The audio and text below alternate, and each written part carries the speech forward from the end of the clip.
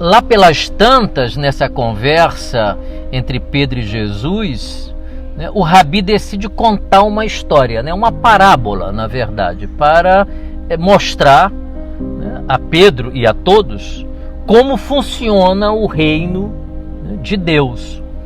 E que reino é esse que Jesus chama de Deus? É este reino que existe no nosso interior, no nosso profundo. É um reino repleto de compaixão. Basicamente é um reino repleto de compaixão. O reino de Deus é um reino de compaixão. É um reino onde o indivíduo é perdoado não 7 vezes, mas infinitas vezes. E o Rabi quer que nós sejamos este reino de Deus vivo. O Rabi quer que nós sejamos testemunhas físicas na nossa imperfeição absurda, que é a nossa imperfeição. Mesmo assim, o Rabi quer que nós sejamos o reflexo profundo de como Deus funciona. O Rabi quer que nós funcionemos muito semelhante a como Deus funciona, mesmo sabendo da nossa imperfeição. Não é extraordinário isso? Que Deus funcione, né, com total misericórdia, nós podemos entender, porque Deus é Deus e ponto, né? Mas e eu? E você? Porventura nós somos deuses? Porventura há em nós algum rastro de perfeição?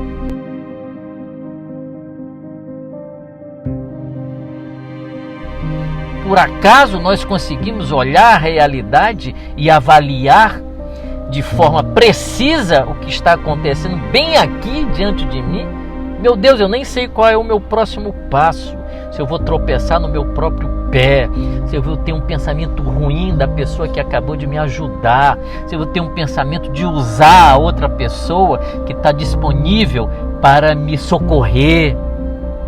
Se o meu egoísmo, se o meu narcisismo, se a minha maldade vai estar infiltrada nos meus gestos, que eu tento fazer com que sejam bons.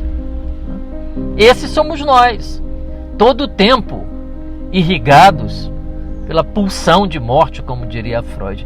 Mas esse nós que nós somos é exatamente nós que Deus quer que sejamos parecidos com Ele, ou com o reino de Deus. Então, o Rabi nos diz o seguinte, ele conta uma história, ele diz, bom, o reino de Deus é semelhante a um rei. Esse rei, ele decidiu acertar as contas com os seus devedores. Havia uma série de pessoas para quem ele andou emprestando dinheiro, e essas pessoas não pagavam ele. E teve um dia que ele se encheu e disse, vou chamar todos aqui e terão que me pagar. O primeiro devedor era um homem que havia pedido emprestado para ele uma fortuna, 10 milhões de euros. Ele havia pedido emprestado, né? E esse indivíduo não tinha a menor chance de pagar.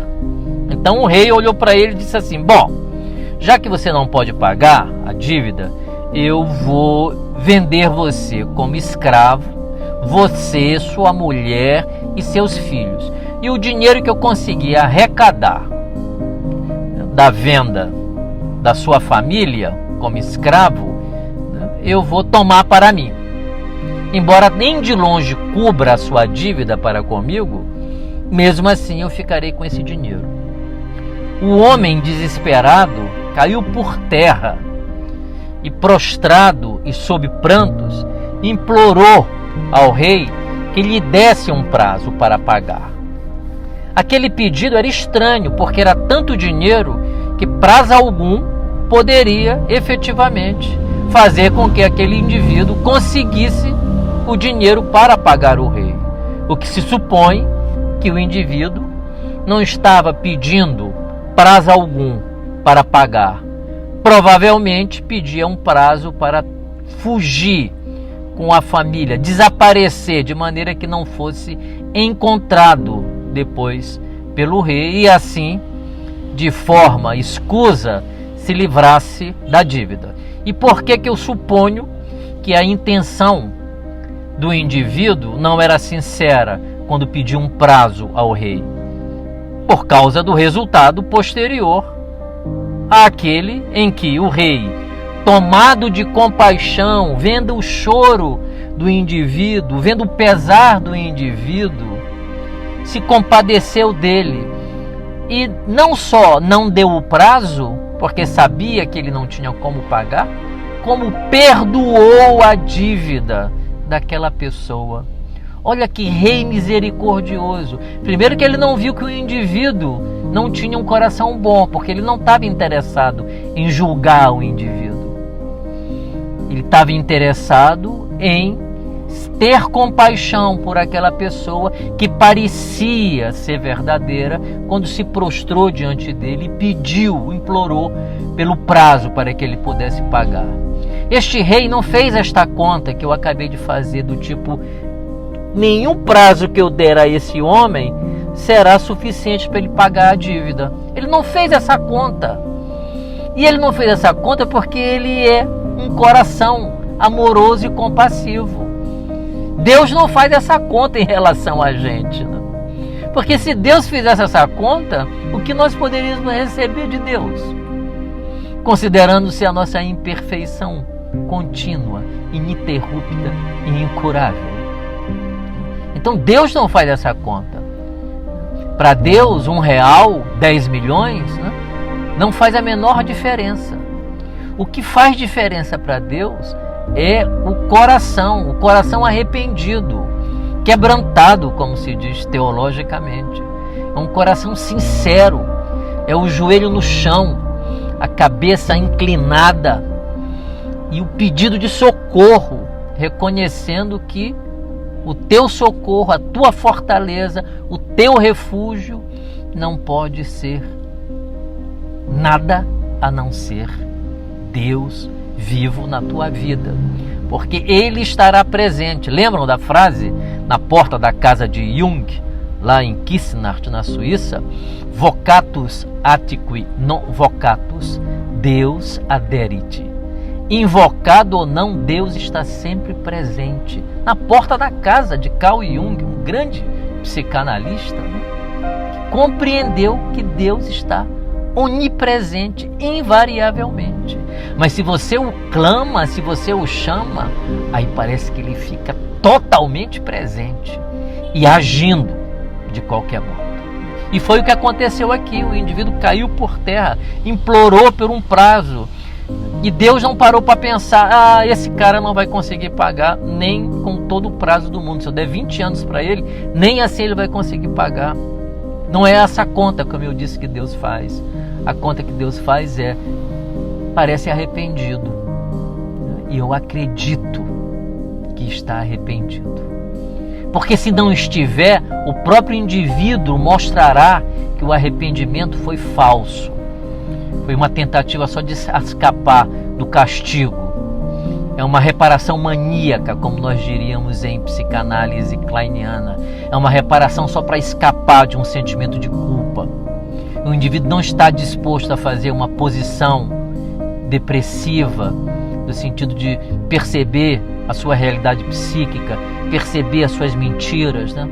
Perceber o que ele fez com aquele dinheiro, o que ele usou com aquele dinheiro, quantas tolices ele pode ter feito ou poderia ter feito com aquele dinheiro. Então o indivíduo para prantear os seus erros e suporta a percepção de sua realidade psíquica altamente destrutiva. E ele fica ali, efetivamente arrependido, mas sem pressa de sair da posição de meditação, da posição de reflexão, da posição depressiva, que através do luto leva o indivíduo à reparação dos objetos e à redenção, ao arrependimento sincero. Um processo psíquico muito importante. Então o rei perdoou aquele indivíduo. E o que ele faz com esse perdão? Ele se sentiu grato, ele experimentou gratidão por ter sido perdoado de uma dívida de milhões que ele não poderia pagar, ele saiu dali dizendo: meu Deus, muito obrigado. Eu me sinto tão grato pela tua benevolência em relação à minha vida, né? Eu aceito essa gratidão, eu tomo posse dessa gratidão e eu quero compartilhar com o mundo essa gratidão para ser testemunho vivo do perdão, da realidade psíquica do perdão. Foi isso que ele fez? Ou ele foi um servo ingrato?